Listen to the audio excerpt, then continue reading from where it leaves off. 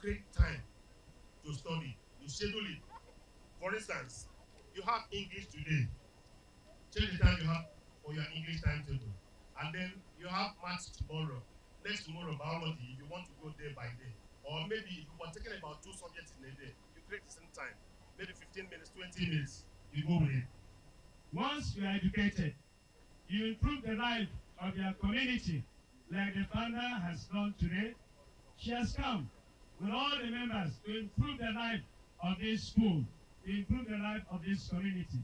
And so I urge all of us to please take education seriously. Social media safety awareness is a process of educating and guiding young users to use this platform wisely, responsibly, and securely. That's what you need. It is not just enough for you to use the social media. You need to use it wisely. You need to use it accurately. You need to use it also securely. Two things matter in life. Be patient and don't be proud. Be humble. Your end will be better. Not do it alone. So we keep calling on people, individual. Some people may have good things in their houses that they are not using. They can send it to our foundation office at Oron Road, 463. We give it out to the less privileged in the society. Traditional leaders, education stakeholders, and the principal of Okumokon Comprehensive Secondary School commended Afiafia Family Foundation for its timely intervention, noting that the items would go a long way in easing the financial burden on families, especially at the start of a new academic session. Very happy to be associated with this event. Why? The founder of Afiafia Family Foundation had been my former student. And for her to think of giving back to the community is something gracious.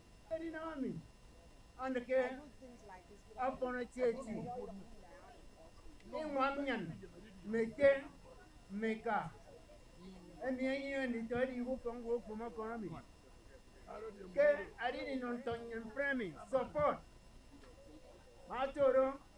We thank the foundation, and we also appreciate everybody here. Like this we are doing is in support of the state government's government method of a free education in the state by children. Yes, thank you, the Honorable Councillor. Foundation community for what they have done to my school for the last so many years. This thing has never happened before. It is in my tenure that this thing has happened. So I'm very grateful to Afiafia Foundation. Join on. Afiafia Foundation is doing now, at least they will give them the enablement, push them forward to continue to the higher level. So much thank Afiafia Foundation for this privilege given to my students. I'm happy today they gave me a bag and a visitor came to our school. I'm happy for the woman that because of the bag she shared to us. I'm very grateful.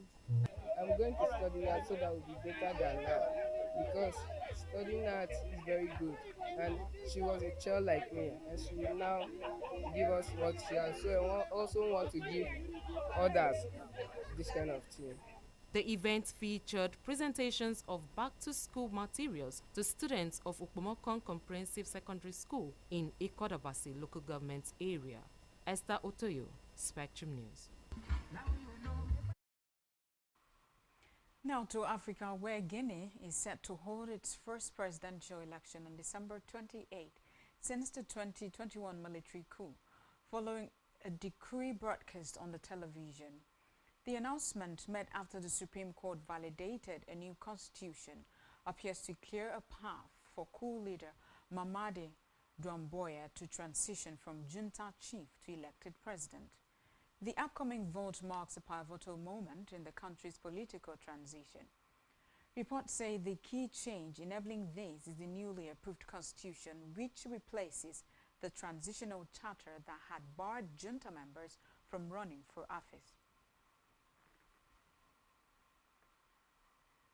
Still in Africa, President Andry Rajoelina has dissolved his government in response to escalating youth-led protests over severe water and electricity shortages. A crisis the United Nations report has left at least 22 people dead and over 100 injured in the most significant challenge to his authority in years. The protests, now in the third day, were ignited by widespread anger over rolling blackouts and water shortages that can last for over 12 hours. In a televised address, President Rajolina apologized for his officials' failure to carry out their duties and promised support for businesses affected by looting.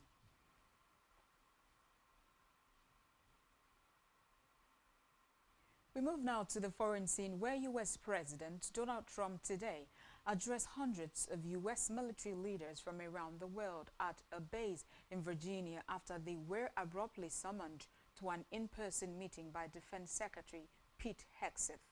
The Pentagon chief early announced directives for troops that include gender-neutral or male-level standards for physical fitness, as well as an end to woke culture in the military. Defense Secretary Pete Hegseth said today the U.S. military must fix decades of decay as he addressed a rare gathering of hundreds of senior officers summoned from around the world to hear him speak near Washington. The wide-ranging 45-minute speech comes as the military has faced controversy both at home and abroad, with President Donald Trump deploying troops in 2 Democratic-run U.S. cities and ordering lethal strikes on small alleged drug boats in the Caribbean. Still on the foreign scene, U.S. President Donald Trump and Israeli Prime Minister Benjamin Netanyahu has reached an agreement on a new U.S.-backed peace plan for Gaza, issuing a stern warning to Hamas to accept the proposal or face tougher consequences. According to a Palestinian, Hamas officials in Doha have just been informed of the proposal released by the White House. If Hamas rejects the plan or does not follow through, Netanyahu said that Israel will finish the job. On Trump's part, Netanyahu will have full U.S. backing to do what he has to do if Hamas does not agree to the plan.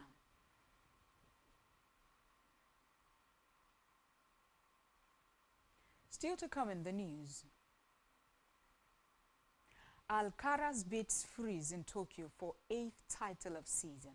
Stay tuned for details of these and more in a moment.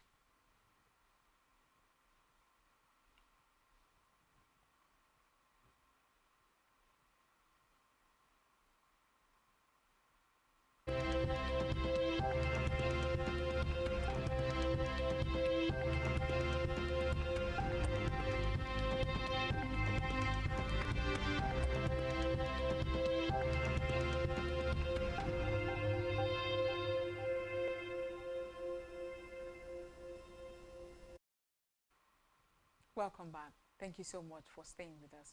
Now we conclude the rest of our news stories. On our business news, the federal government has reiterated its commitment to repositioning Nigeria's micro, small and medium enterprises as a bedrock of economic transformation. Vice President Kashim Shettima disclosed this at the 6th annual lecture of the Development Bank of Nigeria held in Abuja. The Vice President, represented by the Special Advisor to the President on Economic Affairs, Dr. Tokpe Fashua, stated that MSMEs remain central to the administration's renewed hope agenda. He noted that beyond policy reforms, institutions such as the Development Bank of Nigeria are critical in ensuring entrepreneurs across Nigeria have access to the right tools to thrive. Still in business, the federal government of Nigeria, through the Debt Management Office (DMO), has announced the listing of 200 billion naira worth of bonds for subscription at its September auction. The offer, which opened yesterday, comprises a 100 billion naira, 17.945% federal government of Nigeria August 2030 bond and a 100 billion naira, 17.95% federal government June 2032 bond. According to the DMO, the auction will be settled on October 2, 2025, with units of sale set at 1,000 naira per unit, subject to a minimum subscription of 50 million naira and in multiples of 1,000 naira thereafter. It added that interest on the bonds will be payable semi-annually, while repayment would be made in full on the respective maturity dates. We move now to health, where the president of the Nigeria Medical Association, NMA, Professor Bala Audu, has revealed that Nigeria is no longer just passively experiencing brain drain, but has now become a direct recruitment ground for foreign governments seeking skilled medical professionals. Audu disclosed that international recruiters now travel directly to Nigeria to handpick doctors, particularly specialists such as obstetricians and gynecologists, offering them far better working conditions and infrastructure than what is currently available in the country. The NMA president lamented that while Nigeria's population continues to grow and mortality remains alarmingly high, the country is losing specialists at an accelerating rate due to poor working conditions and lack of adequate infrastructure. He said the situation was worsening due to the Nigerian government's failure to improve doctors' welfare, despite existing policies and frameworks that could have helped retain them. Still in health, kidney specialists have expressed concerns over the rising failure rate of kidney transplants across the country, attributing it to the high cost of post-transplant medications, inadequate facilities, poor policy implementation, and a critical shortage of trained professionals. The nephrologist stated that post-transplant medications, which are key to preventing organ rejection, cost about 500,000 naira in the first 6 months after surgery and 250,000 naira to 300,000 naira monthly thereafter. According to them, the procedure offers hope to thousands suffering from kidney failure, but the lack of a coordinated transplant system, coupled with poor post-transplant care, continues to threaten the outcomes. The physicians warned that without urgent reforms, including improved funding, public education, and better donor support systems, the life-saving potential of kidney transplantation in the country will remain out of reach for most patients. We move now to sports, where Nigeria's Flying Eagles lost 1-0 to Norway in their opening Group D match of the 2025 FIFA World Cup in Chile. A 9-minute goal from Rasmus Holten from the penalty spot was enough to give Norway the 3 points. It was a game the Flying Eagles edged, but were undone by failure to take their chances.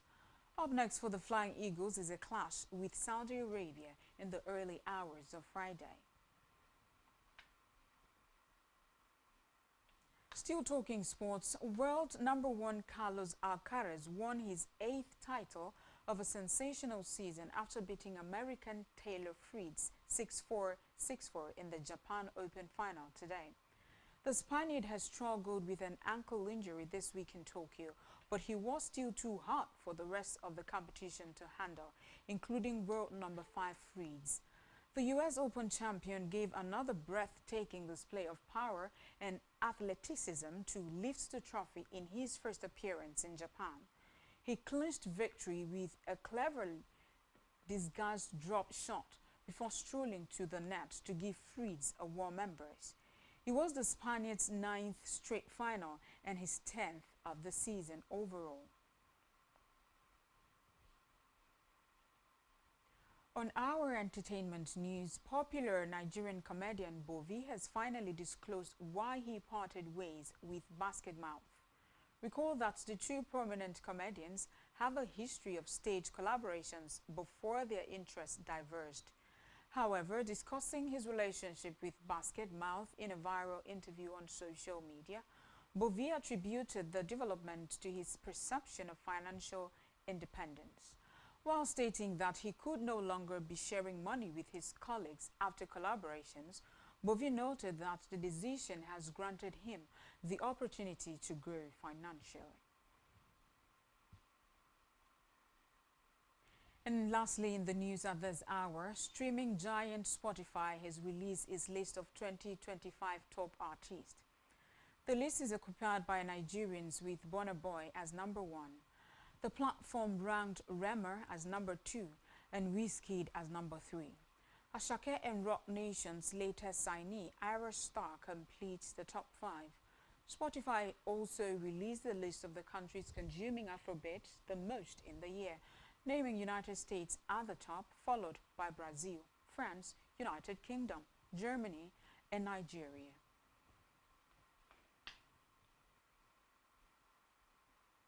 And that's all we have for you at this time.